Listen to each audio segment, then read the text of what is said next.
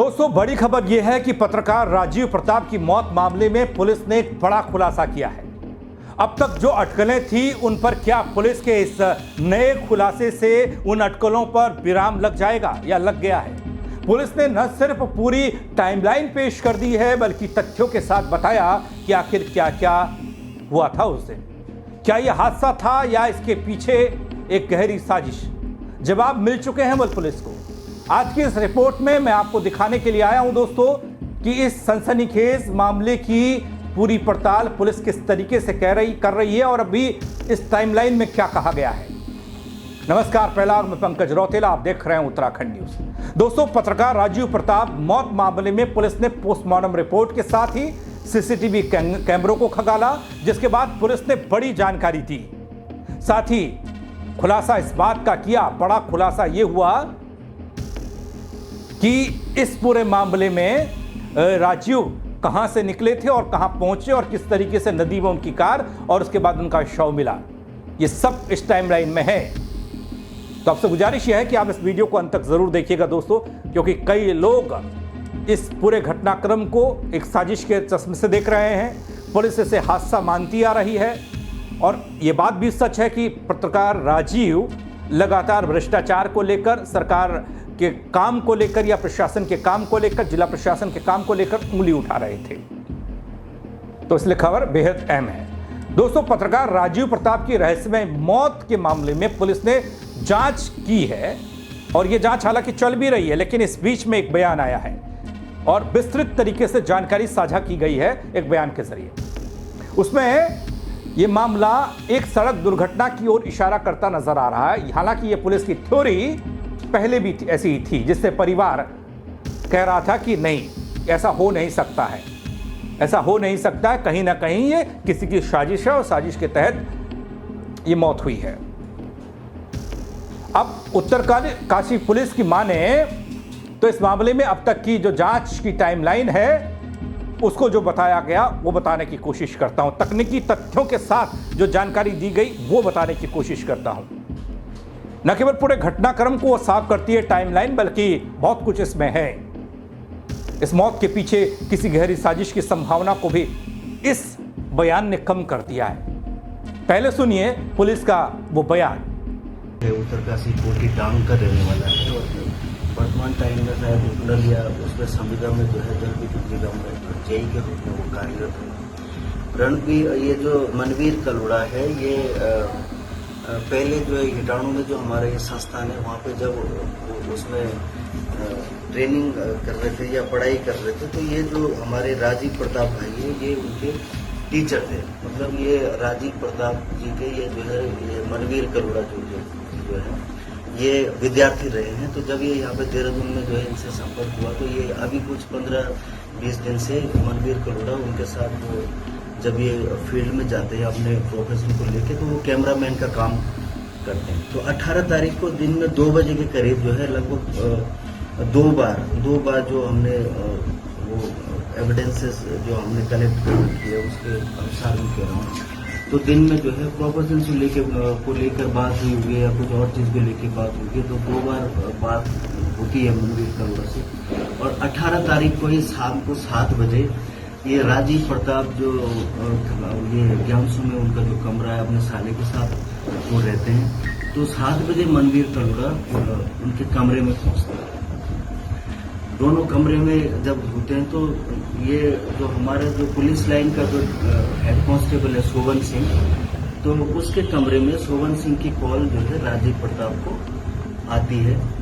और फिर ये जो है दोनों मनवीर कलोड़ा और ये राजीव प्रताप दोनों के दोनों अपने कमरे से उठकर और पुलिस लाइन की तरफ को जाते हैं। जो हमने जो फुटेज चेक करी और लोगों के जो कंसर्न जो इससे संबंधित थे सभी के बहुत डीपली पूछताछ, बयान और उनसे संबंधित जितने भी एविडेंसेस थी वो कलेक्ट करी। तो दोस्तों, इस पूरे मामले पर पुलिस की टाइमलाइन के तहत एक बयान आया और इस बयान में बहुत कुछ कहा गया, वो मैं आगे आपको सिलसिलेवार तरीके से बता रहा हूं।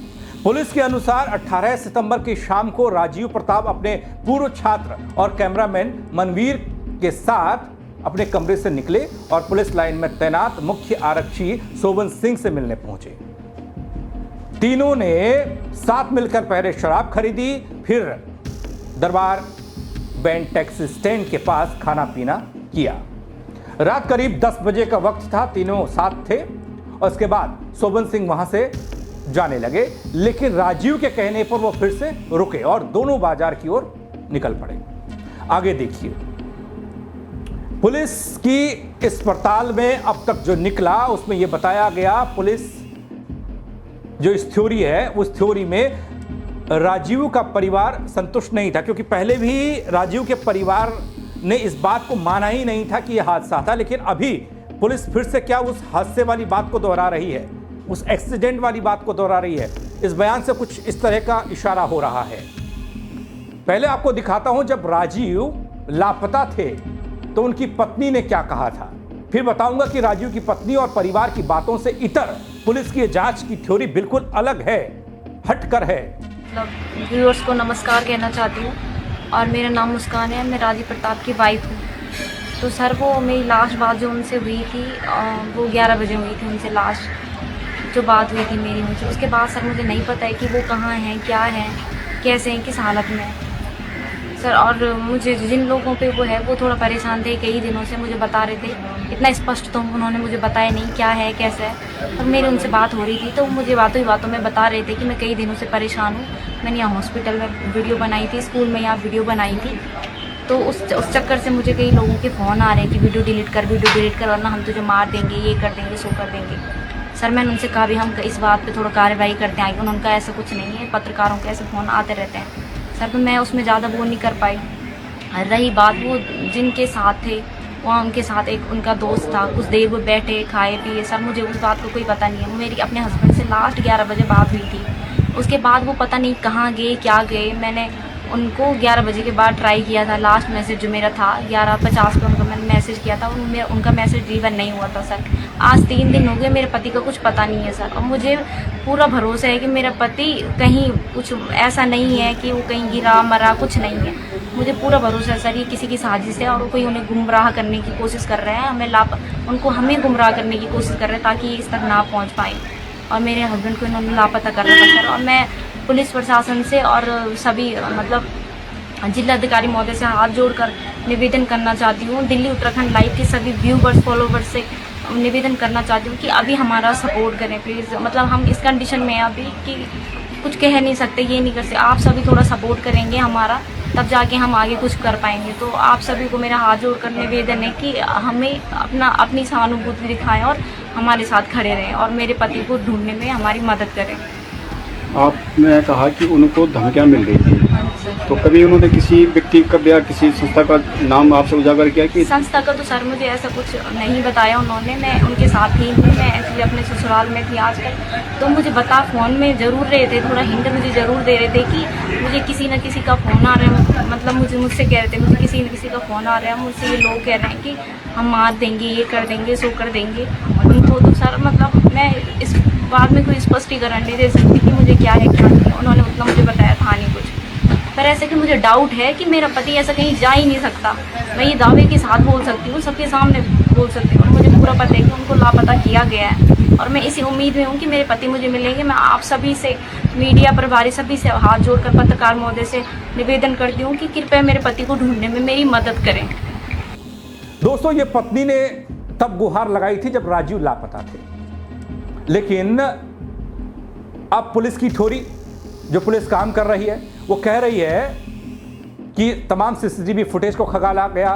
रात के 11 बजे का वक्त था, राजीव होटल से लड़खड़ाते हुए बाहर निकलते हैं और कुछ देर बाद शोभन सिंह भी बाहर आते हैं। दोनों गाड़ी में बैठते हैं, लेकिन थोड़ी देर बाद शोभन सिंह गाड़ी से उतर जाते हैं और राजीव अकेले ड्राइविंग सीट पर बैठे दिखाई देते हैं। इसके बाद गाड़ी को आखिरी बार गंगोरी पुल पर रात 11:38 पर देखा गया, जहां वो अकेले थे। सुनिए पुलिस की जुबानी। उधर से शोभन सिंह पुलिस लाइन से, वो पुलिस लाइन में जो हमारा गेस्ट हाउस है वो शोभन सिंह उसका इंचार्ज है। तो वहाँ से रात को जो है 7 बजे यहाँ से चलते हैं, 7:30 बजे के आसपास उधर से वो आता है। और जो शहीद स्मारक है उसमें जहाँ पे जो है सैनिक कल्याण उसका रहता है, वहाँ पे जो शहीद स्मारक बना हुआ है उसके सामने जो है ये तीनों लोग मिल जाते हैं। राजीव प्रताप और ये जो शोभन सिंह है, ये आपस में जो है एक ही जगह के रहने वाले हैं, ब्रह्मखाल साइड के रहने वाले हैं। तो इनका आपस में रिश्तेदारी भी और फ्रेंड सर्कल भी है, तो इनकी अंडरस्टैंडिंग मिलती जुलती है। तो इन दोनों का प्लान जो है, ये खाने पीने वाले हैं, तो दोनों का प्लान जो है उसका ड्रिंक का बनता है कि इसीलिए शायद वो फोन भी किया होगा या जो भी उनका शाम के टाइम में, तो दोनों का जो है उसका बनता है कि शराब इत्यादि और उसका ड्रिंक करने का प्लान बनता है। तो ये गाड़ी में तीनों बैठते हैं, बाजार जाते हैं। और ये शोभन सिंह रॉयल स्टैग का एक हाफ वहां से लेके आते हैं। दोस्तों इतना ही नहीं, पुलिस की जांच में सामने आया कि गाड़ी के नदी में गिरने के समय सभी दरवाजे अंदर से लॉक थे, शीशे चढ़े हुए थे, चाबी भी गाड़ी में ही लगी मिली। और विशेषज्ञों की माने तो इस स्थिति में गाड़ी चालक के बाहर निकलने की संभावना न के बराबर होती है जब तक कि दरवाजे या शीशे नहीं टूटे। गाड़ी के अंदर रेत हटाने पर एक नीली चप्पल मिली। पुलिस का जो कहना है वो मैं बता रहा हूं आपको। एक नीली चप्पल मिली जो ये संभावना है कि राजीव प्रताप की है। गाड़ी से कोई और साक्ष्य, कोई और सामग्री किसी तरह की नहीं मिली है जिससे कि ये शक हो या फिर कोई और चीज, ये पुलिस कह रही है। जो भी स्नैक्स वगैरह, जो भी उसकी ग्लास स्नैक, जो भी जरूरत वाली चीजें, वो सब फिर वो दरबार बैंक के सामने आ जाते हैं।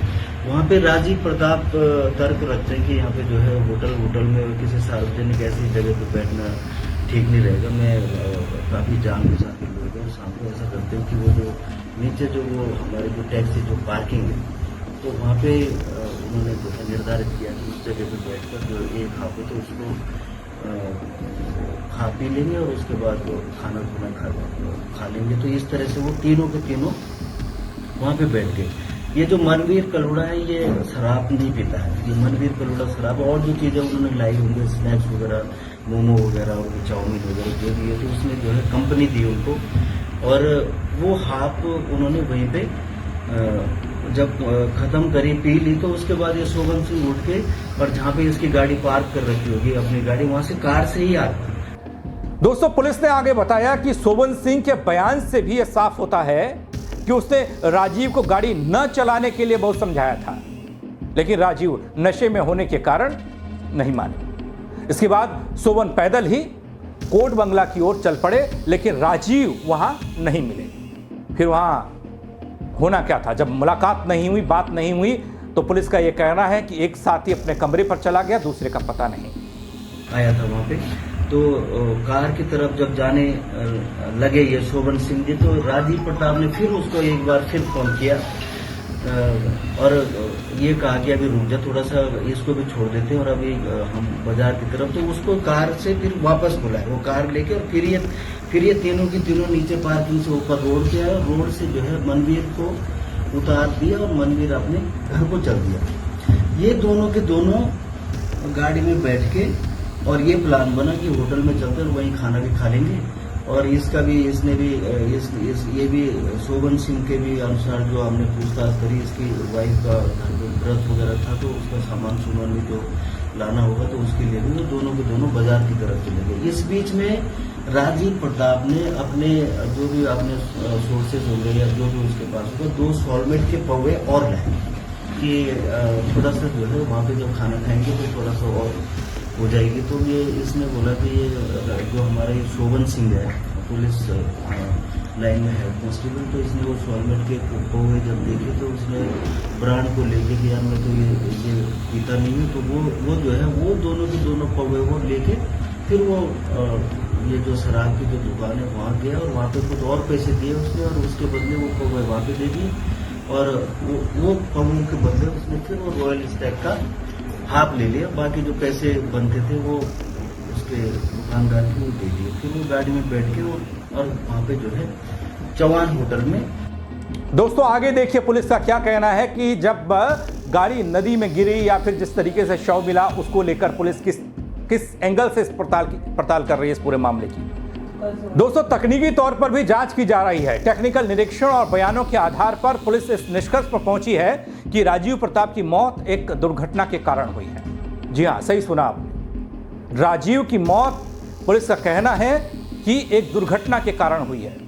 साथ ही बताया जा रहा है कि नशे की हालत, रॉन्ग साइड ड्राइविंग और गाड़ी चलाने को लेकर कम अनुभव इस हादसे की भूमिका बना और राजीव इस दुनिया से चले गए।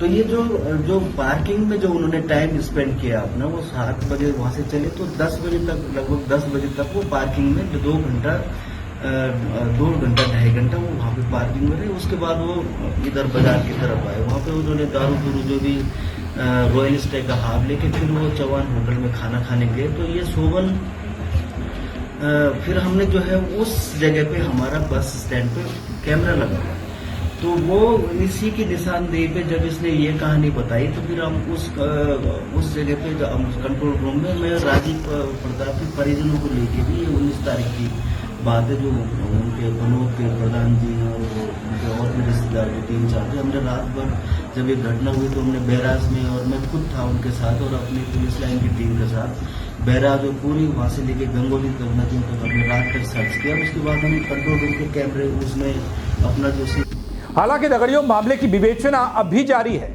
और एसआई दिलमोहन बिष्ट इसे देख रहे हैं।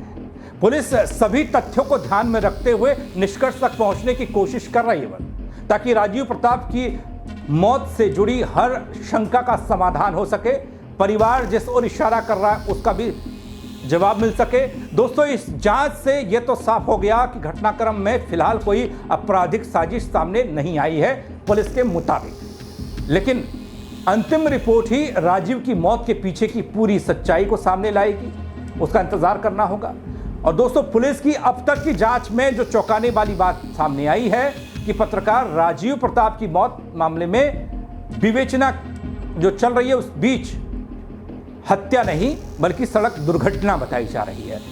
यह बात पुलिस शुरुआती तौर पर भी कह चुकी है, जब परिवार ने कह दिया कि नहीं ऐसा नहीं है, हमें शक है, इसकी जांच पड़ताल हो। मुख्यमंत्री ने भी कहा कि जांच होगी, जांच कमेटी का गठन भी किया गया, लेकिन वो जांच एक तरफ चल रही है, दूसरी तरफ पुलिस बता रही है कि उसको क्या मिला और किस तरीके से ये एक्सीडेंट हुआ, मतलब एक सड़क दुर्घटना ये कहा गया।